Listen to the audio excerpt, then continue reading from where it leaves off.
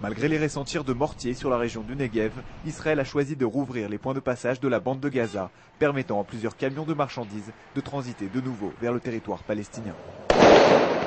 Si la trêve avec le Hamas semble tenir à Gaza, dans le reste des territoires, notamment à Naplouse, Israël semble mener une véritable traque contre l'organisation islamiste.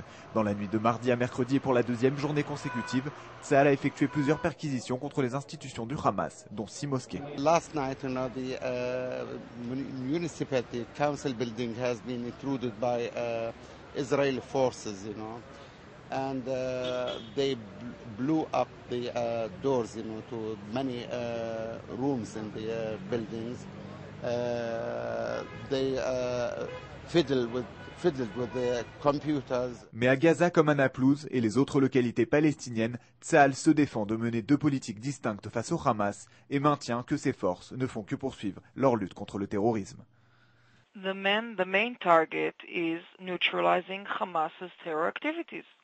And this is what we're doing here, and we'll continue to do so.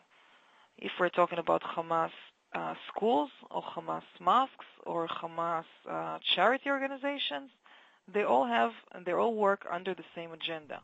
Interrogé sur notre antenne, le major Avital Leibovitch affirme que Tsahal coopère étroitement avec l'autorité palestinienne sur le plan sécuritaire.